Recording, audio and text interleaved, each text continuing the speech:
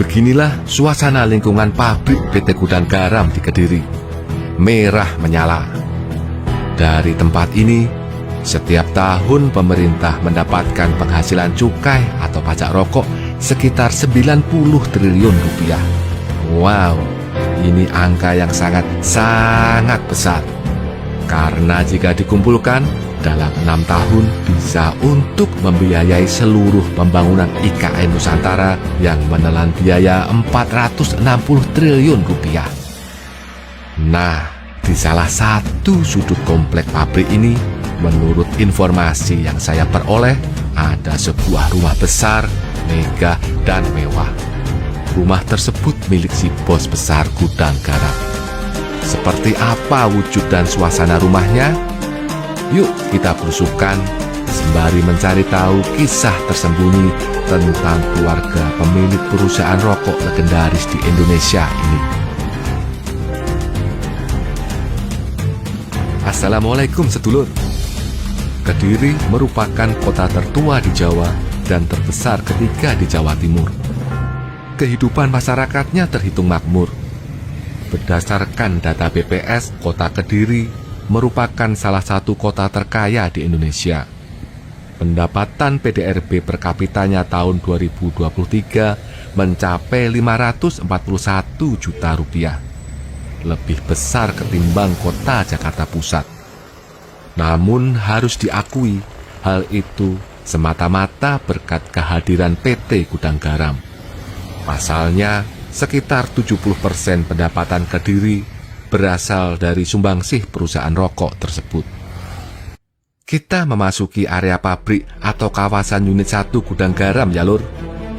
Lokasinya berada di sisi timur Sungai Berantas. Banyak sekali satpam yang berjaga di sini. Hampir di semua pintu masuk dan perempatan jalan pasti ada pihak keamanan berseragam. Bicara tentang Gudang Garam, kisah suksesnya tidak bisa dilepaskan dari seorang sosok pria bernama Suryo Wonowijoyo.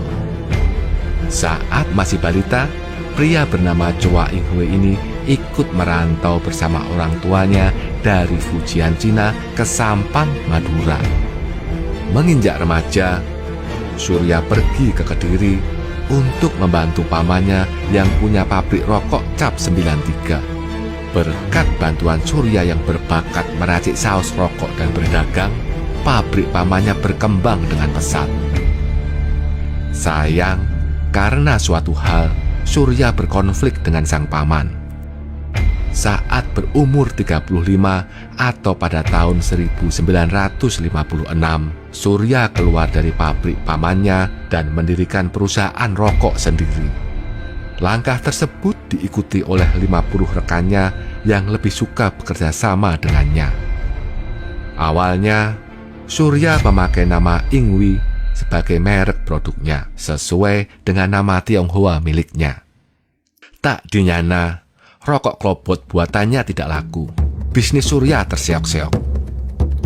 Hingga pada suatu hari, Surya bermimpi melihat bangunan gudang penyimpanan garam di depan pabrik lamanya di dekat stasiun Kediri. Surya kemudian bercerita kepada salah satu karyawan terdekatnya, yakni Sarman.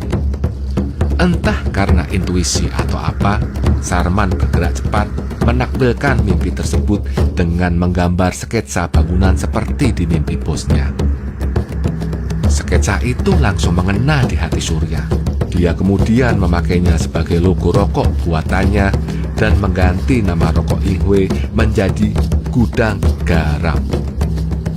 Pada 1958, di kawasan Semampir Kediri atau yang kini menjadi lokasi PT Gudang Garam Unit 1, Surya resmi mendirikan pabrik dan memasarkan rokok bermerek Gudang Garam.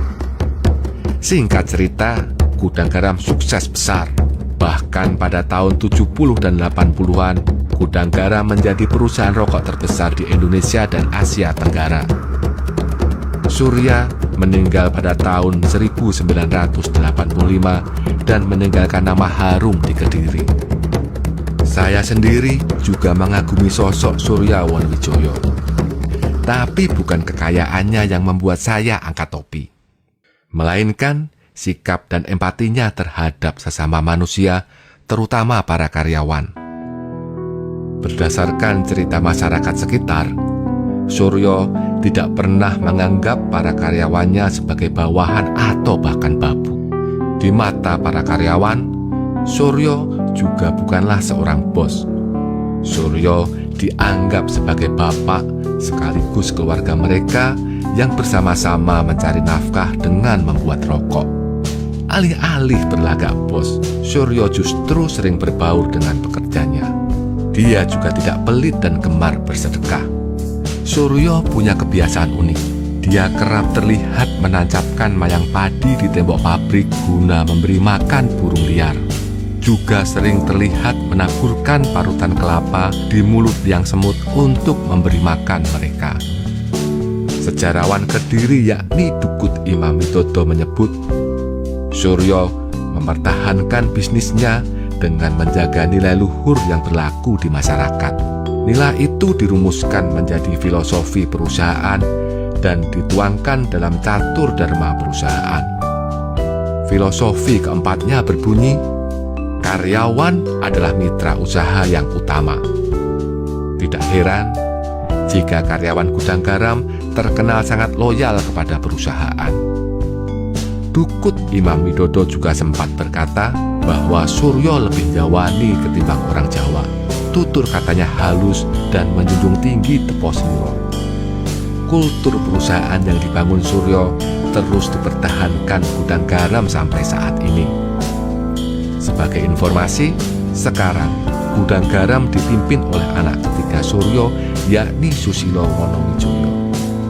Dia menggantikan sang kakak Rahman Halim Wonowijoyo yang meninggal pada tahun 2009. Nah, sekarang kita berada di kawasan Semampir atau area unit 1 gudang garam. Sebentar lagi kita akan melewati rumah besar milik keluarga kaya raya tersebut. Ini dia rumahnya.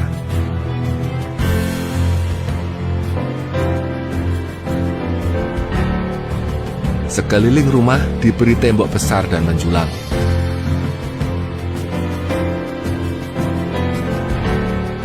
Berada di tepi jalan Maijen Sungkono, rumah megah ini dijaga satpam 24 jam. Bahkan, seringkali satpam-satpamnya sampai berdiri di tepi jalan.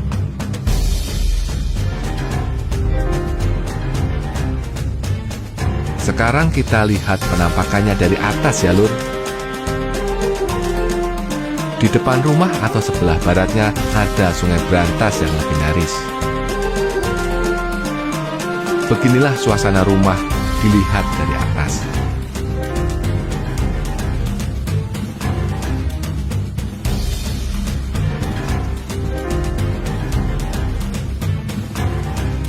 Keluarga gudang garam juga punya landasan helikopter pribadi loh.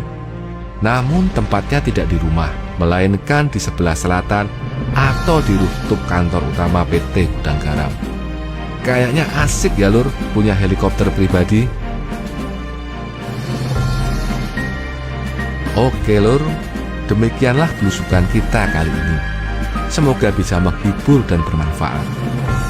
Terima kasih sudah menonton. Wassalamualaikum warahmatullahi wabarakatuh.